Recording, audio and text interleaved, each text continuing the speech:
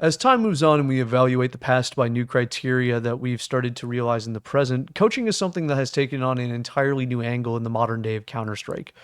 Not that coaches in the past weren't particularly doing anything, but it's just that now that there's so much more coverage and so much more of a fight to build your own brand within the modern day, coaches such as Ash and Saw building modern brands for themselves and being more and more in the conversation as of late, it's very interesting to think about how coaching overall just seems to be having a greater focus and has been building up greater control over the past couple of years. Obviously, looking to the standards, Zonic was the standard for many years with his Astralis wins and his win under Vitality, whatever asterisks you may put around the Paris Major.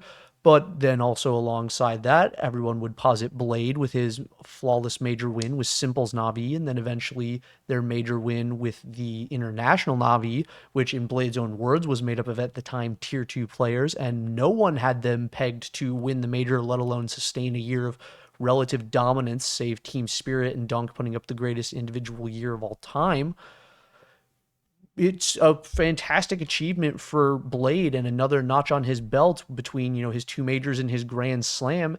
And he's just continuing to demonstrate his tactical acumen and that he is a unique brain to have within Counter-Strike, not even to mention his baller Instagram page. And the fact that, whatever you may also think of Spirit, he had a hand in the come up of Shiro as he was involved with the Gambit Youngsters project.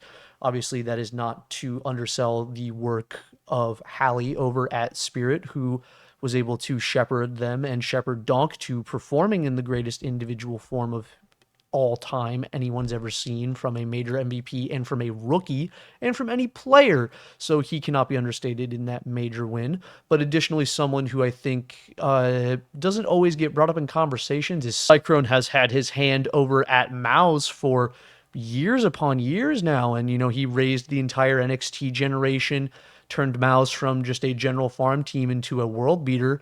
And now with their interesting changes with Shuhei, it'll be interesting to see how, he either shapes the team forward with a new IGL, as I don't believe Brolin is a long-term solution to this, but another further statement on Mouse's development under Cyclone, they were able to turn Brolin from someone that no one believed in, and honestly, reasonably no one believed in after the end of his stint in NIP, to a renewed and standout player on the roster last year who was, doing, at least I think, a fantastic job. And now they're keeping around as an IGL.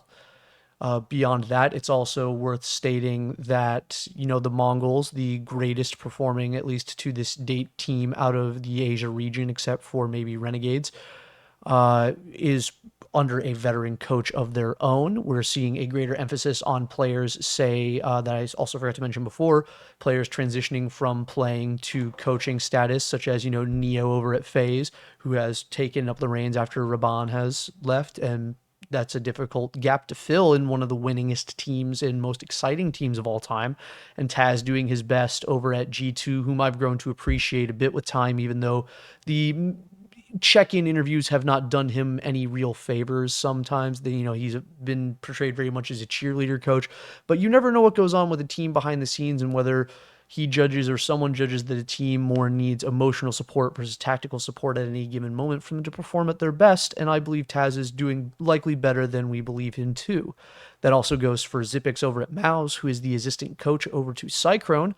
And we're, God help us all, the day that, Kerrigan retires and becomes a coach.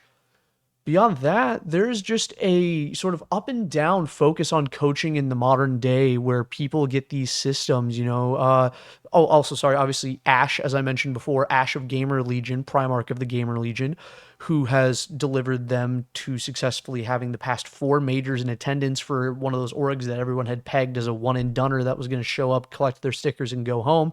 And now they're a consistent top threat that's developing and selling talent. They brought Flamus up during the last major cycle, and now he's on. They played today to go to the Spodek. They developed a talent, sold him to a top team, and he is succeeding there right now, even though he won't get to play due to visa issues, but that's a whole nother can of beans. But Ash is another one of those coaches that they've given full reins to over at Gamer Legion. Cyclone has full reins over at Mouse. Blade obviously has full reins over at Navi. And Astralis has gone through 5 coaches since Zonic, by the way. And It's just rather interesting to see how we've shifted from this sort of nebulous, not really hearing much about coaches to, Snappy starting his campaign for wanting Saw to be heard about more during his interviews during his time in ENCE. This is D-sided map when you have JKS in cave. They are going to try and challenge JKS out middle. He's waiting for heaven control. They find JKS. The vibe that his team needs. Let's see if that somehow can be what it takes. Counterstrike's everything. And that's the play that gets made. To even the modern conversation where Zonic is starting to, damage his potential reputation as a coach, as he's been over at Falcons for a number of years now that we can say. And they've had 2 rosters to 3 rosters, going even as far back as the NBK rosters of Falcons, where they've just taken players, this isn't what I want. We're just going to be bums for the entire year and do nothing. And now it's another year where they took pieces from Heroic, who, they were going to potentially bench Degster after the season he had, not necessarily due to individual performance, but just consistently getting him 2 places. And now they have, Nico and Magisk. And if they don't obviously perform of any capacity this year, Zonic's legacy is seriously going to be starting to be called into question, or at least a conversation is going to start. And Blade is just going to continue to dance his way to, maybe we'll make another roster change and I'll just embed another player of my choosing, because Blade now has the entire total respect of the international community. And that digs into my other belief that he will never coach a national team again unless it's a super team, because he can look at any player in the national stage and go, would you like to play for Na'Vi? And they'll go, yes, please, please, please. Alige, heck, I think it was in a Richard Lewis video. Alige almost played for Na'Vi. Anyone and their mother would like to play for a coach like that. And that's what we're building in the modern day, is coaches who are brands onto themselves, who it would not be surprising to say or see one of these legacy organizations make a landmark roster signing that is not a player, but in fact, say a Liquid, say a Vitality, because even though Xtaz seems to be their coach, you never really hear a ton about him because he's rather worked hard behind the scenes or worked quietly behind the scenes. And whatever you think, he last year was able to either hold the roster together well enough to win Cologne and be competitive at the major, or failed to have them convert on those opportunities. Let that be your choice. But, a Vitality, a Astralis, a Liquid, a G2 has Taz for now, but say one of these like perennially competitive top 5 or top organizations in the world, or organizations that aspire to be top in the world, instead of spending all this money to go out and get another player that they're going to cut in 2 years after bending their whims to, what if they spend the money to go buy Saw? What if they go buy Ash from Gamer Legion? Even though they have these palaces that they're in, where they're the kings of the castle, as their reputation has allowed them such generosities, what if one of these historic orgs that has truly millions at their fingertips just comes to them and goes, hey, here's the keys to the castle. You're historically proven. We want to win something. I think that's an exciting time that we can demonstrate the depth of the sport outside the server, and that our support staff and coaching staff are genuinely having an impact and are a competitive group of individuals.